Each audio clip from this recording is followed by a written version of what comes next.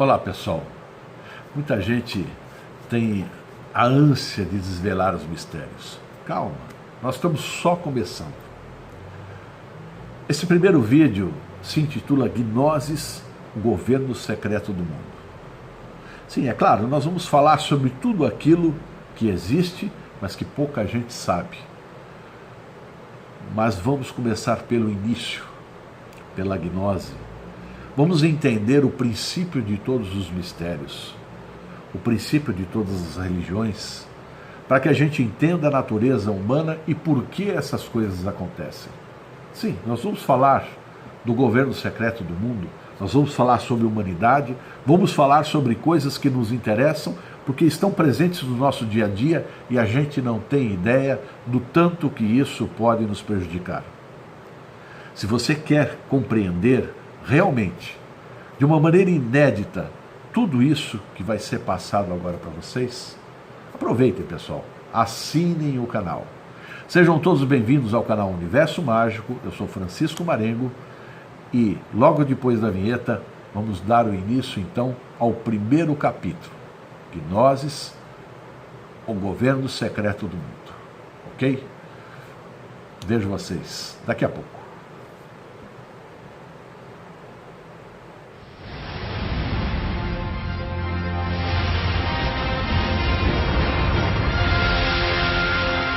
Criador. Quem poderia ser o Criador de tudo que existe? Nós temos pensado nisso desde o início da criação. E geralmente, olhando para o céu, seria uma maneira de tentar descobrir alguma coisa. Mas isso seria uma resposta demasiadamente complexa? E se o nosso universo fosse uma célula gigante vivendo dentro de um organismo? Esse organismo vivo tem muitas células, e essas células poderiam ser conhecidas como universos, e esses universos formariam um corpo vivo. Se compararmos o universo com a célula humana, nós teremos uma célula cheia de moléculas, a molécula estaria cheia de átomos, e o átomo, que se consiste de elétrons que giram ao redor de um núcleo, como se fosse um sistema solar. Claro, tem uma famosa citação da Tábua de Esmeralda que diz que assim como é em cima, é embaixo. Então, compreendendo o que nós estamos vendo, a nossa composição das coisas, poderiam conceber o que está lá em cima. Porque se todos nós formos partes do Criador, talvez desde a primeira célula até o universo que nós vivemos hoje, nós poderíamos fazer uma coisa muito mais forte do que a gente tem imaginado, que é conceber que somos parte do todo. Bem, essa pergunta pode estar bem debaixo dos nossos narizes. 1945 foi um ano intrigante, porque é o final da Segunda Grande Guerra. E lá, nessa época, nós passamos por uma nova era, exatamente quando os textos gnósticos começaram a ganhar força. Exatamente tudo aquilo que estava dizendo nos manuscritos do Mar Morto. Nag Hammadi é um pequeno povoado perto do Nilo, no Egito. E uma mulher encarregou seu filho de buscar lenha, que era muito escassa nessa região porque haviam poucas árvores. Então o menino, que era engenhoso, foi até uma das tumbas antigas e lá encontrou livros de papiro que estavam encadernados. Eram os evangelhos gnósticos. E assim, quando determinaram que aquilo poderia ser uma relíquia, o Departamento de Proteção de Antiguidades do Cairo veio rapidamente com o intuito de preservar tais livros. Esse material era o mais antigo e mais completo livro ao Antigo Testamento. E o que era mais controverso é que continha exatamente os evangelhos que haviam desaparecido ou talvez sido banidos logo após que a igreja os teria editados no século IV. Sem querer que isso fosse uma teoria de conspiração ou alguma coisa que não quisessem que a gente pudesse ver, né? Ou nos tornasse cegos e mudos com relação à realidade, mas também parecia que alguma força sobrenatural queria muito que essas ideias antigas fossem reveladas ao mundo. E assim, o gnosticismo, ele havia se recuperado. Ele havia construído toda uma situação. E nos primeiros anos do cristianismo, mais ou menos a partir de 30 depois do Cristo, e muitos anos após disso, nós tínhamos diversos tipos de seitas cristãs. Muitas seitas que se consideravam únicas, mas que tinham pontos de vista diferentes. Entre as primeiras dessas seitas cristãs, havia um grupo que se chamava gnósticos. Eles acreditavam que havia uma chispa divina na humanidade. Mais do que isso, eles diziam que a missão gnóstica era liberar essa chispa divina que gera o conhecimento salvador, e que isso iria nos guiar lá para a revelação e que nos faria entender a natureza das coisas. Não uma natureza ilusória criada para nos enganar, senão a verdadeira natureza das coisas. Bom, esses livros consideravam um princípio criador que se intitulava como Sofia, uma deusa. Mas Sofia era também uma frequência que se manifestava dentro de certas pessoas e em todo o reino material. Esse mito de Sofia nos colocava em dúvida sobre a percepção do universo que algumas pessoas da época teriam.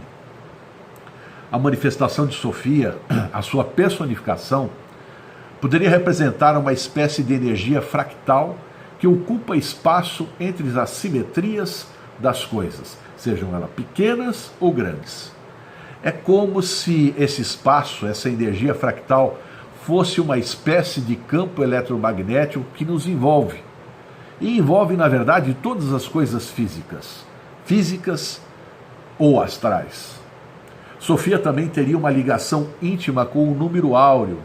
O número áureo que compõe a maioria das geometrias universais.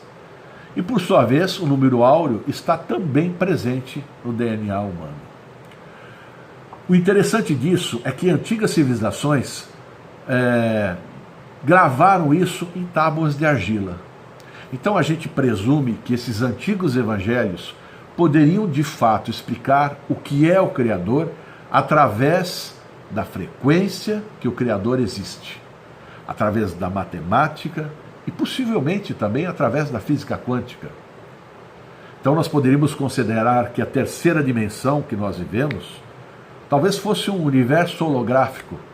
Por exemplo, daquele experimento da dupla fenda que todo mundo já ouviu falar da mecânica quântica, né, que você tem quando os fótons passam pelas duas fendas, do ponto de vista da observação, haveriam duas informações diferentes e a maneira que nós enxergarmos poderia modificar a forma de verificação desses fótons. Logicamente, isso também poderia dizer que a maneira que enxergamos as coisas poderia modificar a forma do universo. Nós poderíamos chegar no entendimento que a consciência existe em todo o universo e que o universo é consciência pura, uma consciência que se recria a si mesma e que se divide em pedaços para experimentar de forma subjetiva o desejo da vida, da criação, da manifestação. Então, se apossando dessas energias, a consciência do eu, subjetivamente, formaria os humanos, os planetas, as galáxias, para experimentar a si mesma como forma de poder criador. Então, nessas ideias, a gente provaria no nível quântico e metafísico de como é possível a nossa existência. Como se forma o cosmos, como se forma um fluxo de realidade entre a eternidade e a natureza das coisas. Esse fluxo é representado pela deusa Sofia. Ela é o fluxo da realidade dela mesma, saindo do estado pré-existente do espírito. Assim, por que teria da criação do universo através de Sofia ser escondido através das areias do tempo? Mas tem um ditado popular que diz que o diabo, no seu maior truque, era provar para a população que ele não existe. No entanto, os gnósticos iam um pouquinho mais à frente e diziam que o maior truque do diabo era convencer o mundo de que ele seria Deus. Assim, do ponto de vista gnóstico, muito do que foi adorado desde o início da civilização não era exatamente Deus, senão o próprio diabo. Aludem que um grande administrador, Satã, estava de olho nas pessoas do Jardim do Éden. Para os sumérios, esse era o deus Enlil, cujo desejo seria escravizar a raça humana. Porém, nesse jardim bíblico aparece Yahvé, e também a serpente de jardim, que era um outro deus sumério, Enki, ou Lúcifer, cujo objetivo deveria ser libertar a raça humana através do conhecimento. Porém, esse conhecimento ele foi deturpado, ou seja, houve uma visão deturpada da realidade, de maneira a aprisionar a mente, distorcendo o sentido da vida, da evolução e da humanidade. Atraímos para nós aquilo que se plasmar em nossa estrutura áurica. A humanidade, ela adquiriu a quintessência por conta de seus progenitores, mas depois disso atraiu inúmeros seres interdimensionais ou extraterrestres que mais se alinhavam com os padrões energéticos dos planetas e de toda a estrutura energética que envolvia o nosso planeta Terra. Assim, se alguns ensinaram e construíram, outros possibilitaram meios de destruição. Organizações secretas humanas e inumanas foram criadas para a transmissão desses conhecimentos. Mas isso é assunto para o próximo capítulo. Vejo vocês na próxima semana. Até lá. Muito bem, pessoal. Se vocês gostaram do vídeo, deem um like, aproveitem, assinem o nosso canal, compartilhem o vídeo e acionem a sinetia para receber aviso de novas publicações. O capítulo 2 irá ao ar na semana que vem. Um abraço para vocês e até o próximo capítulo. Tchau!